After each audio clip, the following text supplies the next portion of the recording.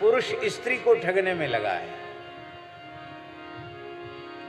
हे प्रियतमे, हे प्राण बल्लभे, हे सुंदरी, तुम्हारे बिना तो हमारा जीवन ही नहीं है।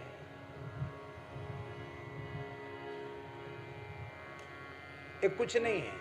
अभी मर के देख लो, कोई मर जाए तुम्हारे मरने से तो कहो, कोई मरने वाला नहीं। रोना भी ज्यादा देर तक का नहीं है, थोड़ी देर का रोना धोना फिर खत्म।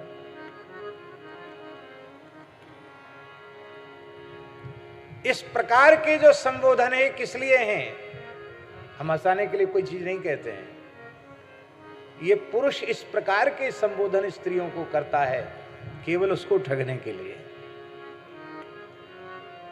पुरुष स्त्रियों को ठगने में लगे हैं, स्त्रियां पुरुषों को ठगने में लगी रही हैं।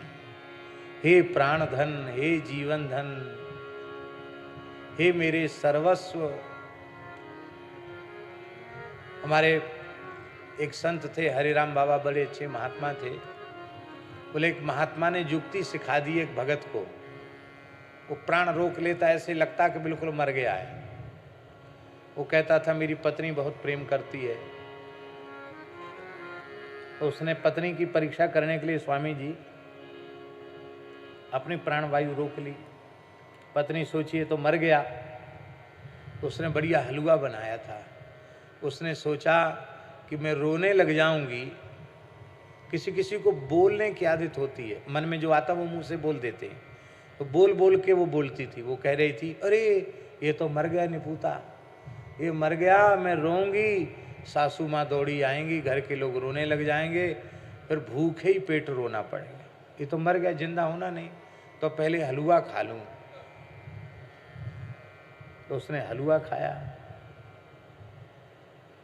फिर सोची कि अब ये मर गया है, ये अंगूठी पहने हुए है, सोने का चैन वगैरह पहने हुए है, पता नहीं किसके हाथ पड़ जाएगी, इसको उतार लो। उसको भी उतार लिया। लोभ तो और जग गया। उसके पति के दांत में सोना मड़ा हुआ था। तो उसने सोचा है तो ये तो जल ही जाएगा, इसका सोना किस काम में आएगा। तो सिल लोढ़ी पत्थर उठा के लाई। बोले चलो दांत तोड़ के सोना निकाल लेती हूँ। वो सुन सब रहा था, भीतर से प्राणवायु रोके हुए था।